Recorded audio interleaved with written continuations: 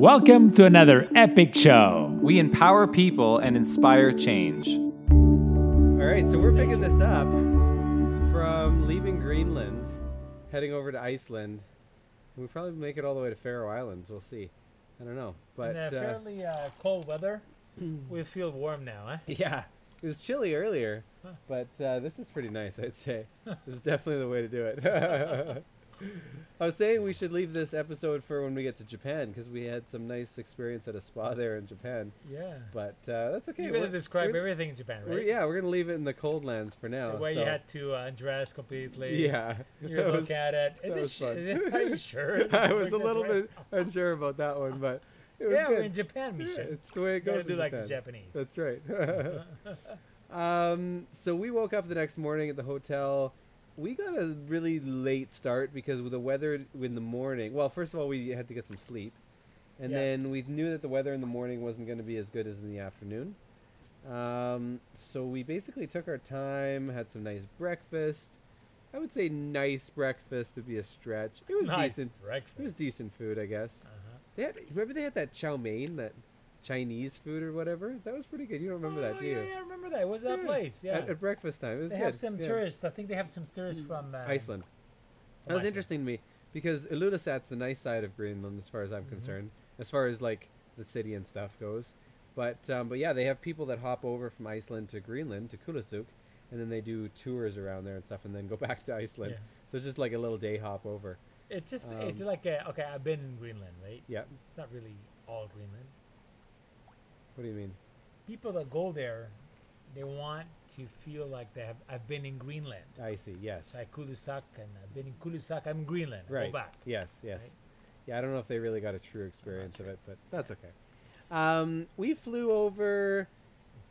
That was a pretty uneventful flight. It was There's interesting. a technical aspect before that. Yes. These two helicopter pilots from the rescue team of Iceland, was it? Yes.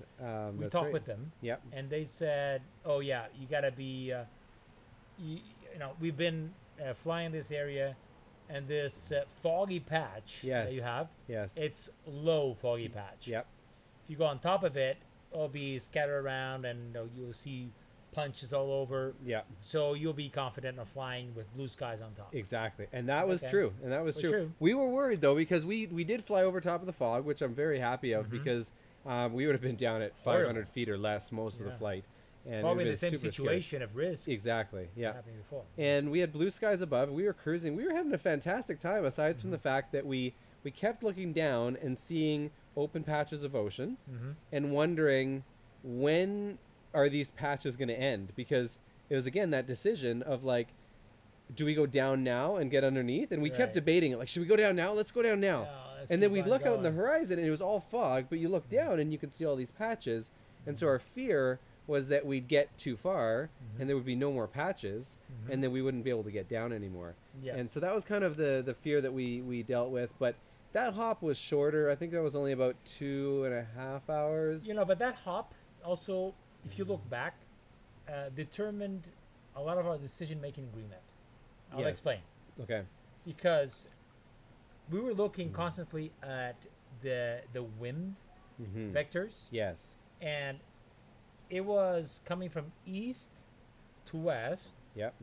And if we didn't make it in that window that we made it in Greenland, it looked like the next 7 to 10 days it was going to switch the way around. Yes. No, actually, east to west. No, it was going to be west to east. That will be ideal, so we have tailwind. Yep. But it was going to switch. And it was going to switch in a major way. Really headwind, 20, 30 knots. Yes.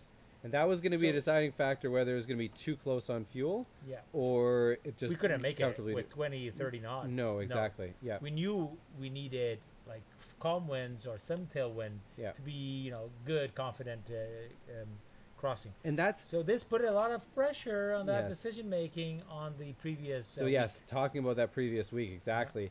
I was looking at it. We were really we were really saying that if we can't make it on Sunday, and that's the reason we were pushing. Actually, it's interesting. That's the reason we were initially pushing to get to Iceland on the same day, was because we knew we had 1 day of buffer, and then the winds were going to shift, and we didn't know if that wind was going to shift early or what was going to happen. So we were worried that if we didn't make it to Kulisuk and then across, that window would shift, and then we'd be stuck for who knows how long, right? Yeah. So luckily it didn't. We had that extra day buffer like we were expected to, and we made it across. It was interesting because when we got across, it was kind of all solid for a little bit, and then we looked and we could see just past the Reykjavik airport that there was this big wide open area. And so we were able to descend down into that, come back a little bit to it wasn't even coming back. We literally kind of went on like downwind. Like yeah, downwind base like final. The circuit was ideal. Remember that? It couldn't have been better. So downwind, but out of the cloud patch. Yes. Then do the base. We were completely out. Yeah. Then do the final, all open. But then at the end, it was covered again. Yes. So it was like a tunnel in. Yeah, and we were hoping to go there, clear customs, get fuel, and then head over to Ezra's house. Pick up Ezra. He was there waiting for us. Yeah, that was funny. Okay. Remember what happened there with customs? So we cleared customs, and while that process was happening, which took way longer than we expected it to, because we expected, this is a very touristic country, and everything will happen very quickly, civilized and stuff. Yeah, and so, but things took way longer. While that was happening, that whole fog bank covered over the airport, which ended up being a blessing. We at first thought, oh no, this is terrible, we're not going to make it, because we were supposed to be able to fly 15 minutes or so to Ezra's house, and then spend the night there, and then leave early the next morning with the helicopter from his house. Right. And so then you had a funny experience. Why don't you explain your experience with the security guy at the so we were negotiating with Ezra, and he had a ride, and we're trying to see a place that we could depart from the airport, because he couldn't get in, remember? Yes. So he was trying to get through the security. He said, no, you got to be picked up outside the airport. So they have to land somewhere else and pick you up. Yeah. Because we were looking at the options and over the phone, and it seemed like really like a very nearby airport that was used by the military before. Yeah. That was the right spot. Yes. It was right there, like 3-4 minutes. 3 minutes, yeah. Just hop in, let's go. Yeah. And over the phone, Ezra says, okay, let me go. Something happened that he wanted to talk with me. He goes to the fence of the airport. Yeah, because you can see him. Right there. Right? Yeah. And I just go naturally there and go and talk with the Ezra on the other side of the fence. Yes. Man. Bad mistake, Ruben Diaz. This got the security car with the lights on, with a massive energy and just speeding. And they came over. What are you doing? Step away from the fence. Step away. Step away from the fence. What? Said, what happened? No, you clearly breached security. This is a major event. The guy was crazy on me. You're like, but he's on the other side of the fence. I'm not allowed to be on this side of the fence. I don't know if you gave him something. I don't know if you put a package through. And I look at him, listen, guy, just calm down. No, calm down. He was so out of control. Yeah. And I had to tell him, listen, guy, if you, I was a little bit, I wasn't mean. I don't think I was mean. No. I was realistic. And I said, pretty direct. If you work for me, I'll fire on the spot, because you don't make good judgment. You don't use your common sense. Yeah. You got to use your common sense. Let me go. No, I can't let you go. And I told him, let me go. I didn't do anything. I was on this side of the fence. Yeah. Use your common sense. You don't use your common sense. And when I said I would fire him, he kind of thought about it. He didn't care much, but he thought about it. And he called the supervisor. And the supervisor apparently on the other side said, just let him go. So he seemed a little bit foolish. That was funny. Yeah. So then, turns out we ended up driving then to Ezra's house, which was fantastic because it was completely fogged over at his place all night and even in the morning. And so there was no way we could have departed in the morning. No. And by the time we got... How many hours did we sleep? Like 4? For sure. Yeah, when we got to his house, I believe it was midnight or slightly after midnight. It was a short night. And they had food cooked for us, which was amazing because we were hungry. At midnight. And so we had a wonderful meal at midnight with his family. And we had to be departing at 6. Yes. Yeah. So we woke up, I believe, at 5 or something. And then, scarfed down a little bit of breakfast, back to the airport. And then, because we had a big day, we were trying to get to... We had, that night... It's crazy to think, actually. I think we found out we thought how crazy this was when we arrived in Faroe Islands. But that night, we had a conference booked in the Faroe Islands. Remember that? We did. Like, think about the time frame. So we arrived in Iceland at midnight, sleep for 4 hours, depart, fly across Iceland, which is beautiful. Really, really gorgeous. The north side of the island was unbelievable, staggering. I don't think many people really get to see that last north part of the island, past where the roads are and everything. Access, right? Either by an aircraft or a boat. Or a boat, exactly. That wall of mountains is incredible. A wall. Yeah, it really is. So then we flew. That was an easy hop. I think we saw some dolphins and different things on that hop over. Wildlife some wildlife there. And then landed in the Faroe Islands and got a car there. That was fun. We negotiated to get a car, try and get a discount rate and stuff like that. Remember that lady was really helping us out? Something. The handler lady? I think they dropped 2 or 3 times the price. Yeah, she was really helpful. A little bit. Yeah, she was really helpful. Then called the supervisor to ask for another discount. Yeah, exactly. We're always pitching the same thing. Going around the world, you should do something for us. Exactly. Yeah. And then we drove. The island is gorgeous. Really nice.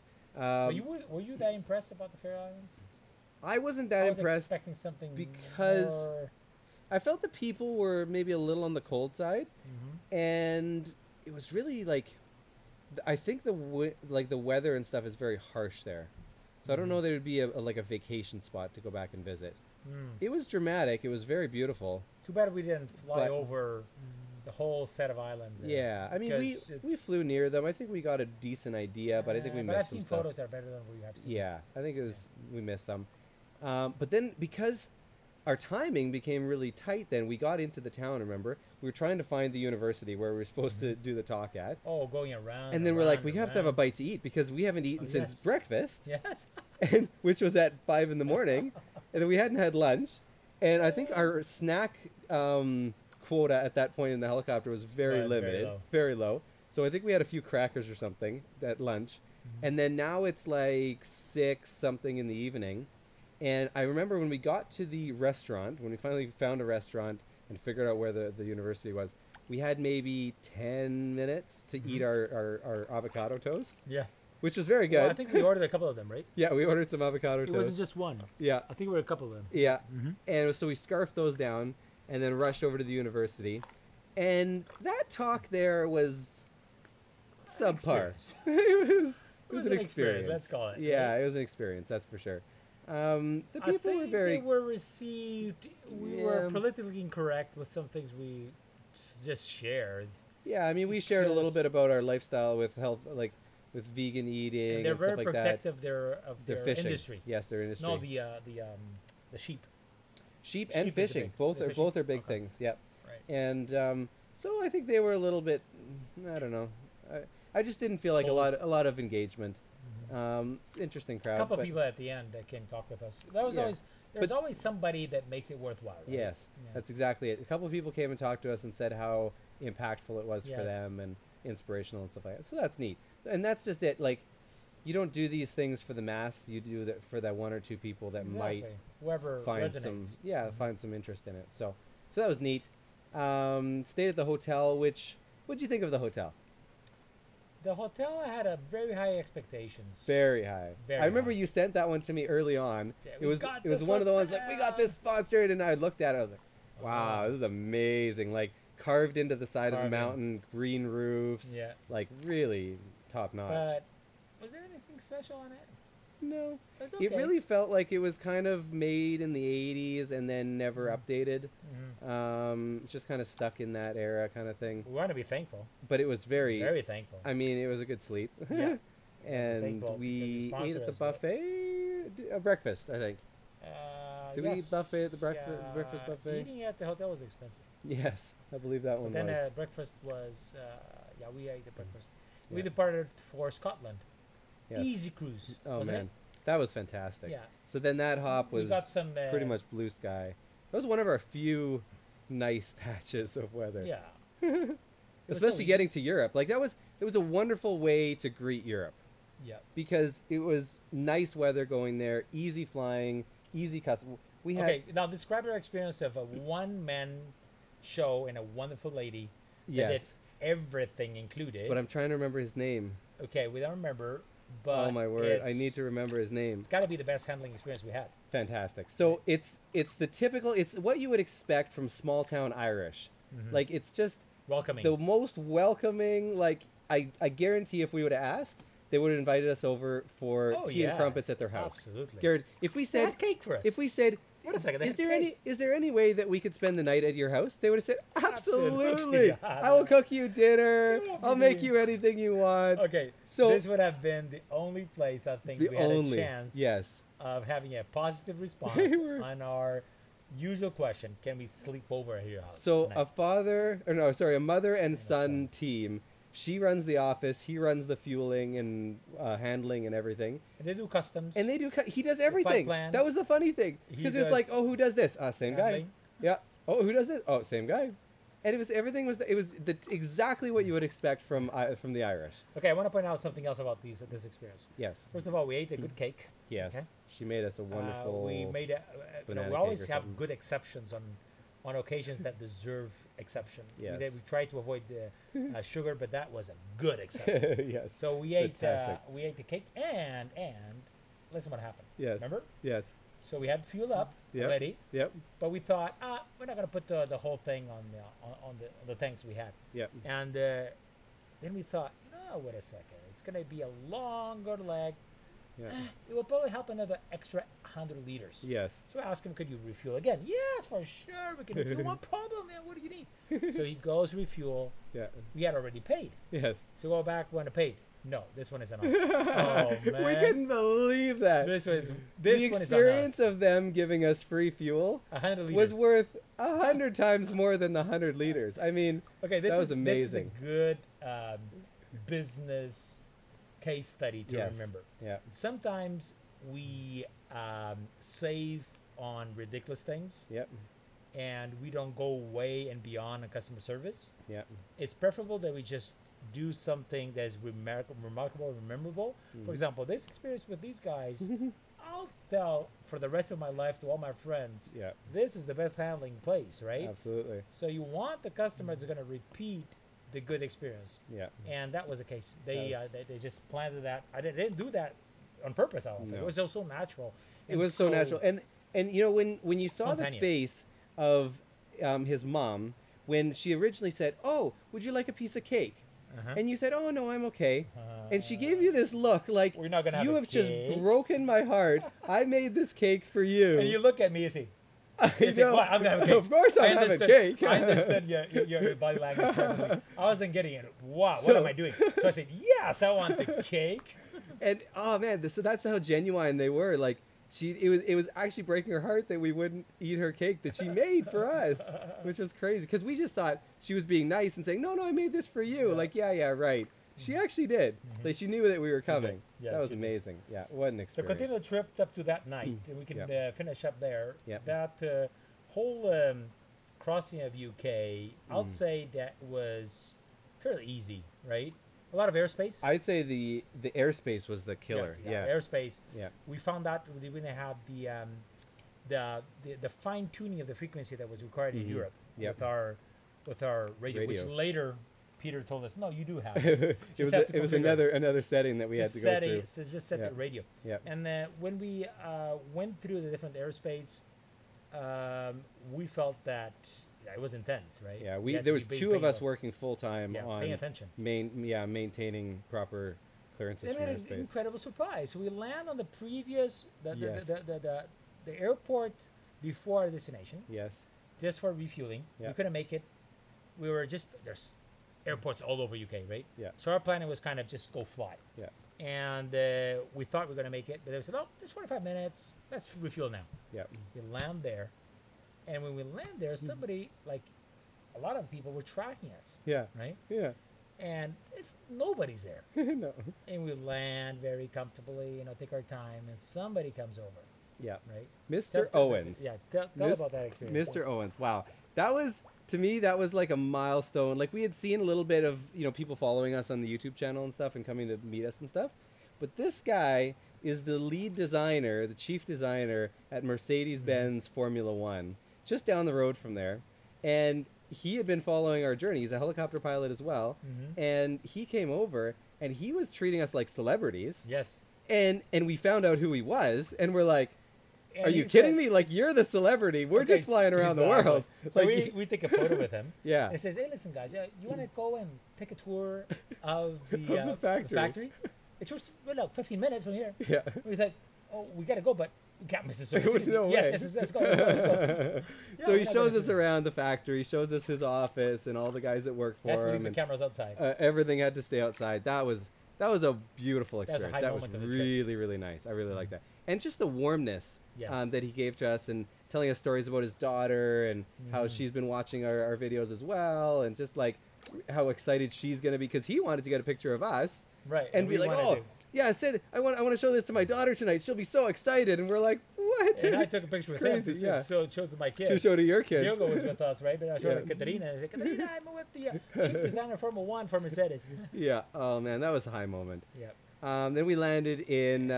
very well greeted. In High Wycombe. Friend, yeah, High Wycombe. Peter and some other friends. That was amazing. His family was there. And that was a great moment because you had met him once or twice. Once. I think personally once. Yeah, 6 months or so prior, doing planning and stuff like that. And you were in that exact same spot. Yep. And so now being back there for you was my first time meeting him. He took us to the hotel. We had dinner together. There was a few other people that had driven down as well to meet us. And that was just a fantastic evening. Yeah, several of our viewers went there to meet us. Right? Yeah, exactly. Some wanted to fly along, but the weather wasn't great, so they couldn't.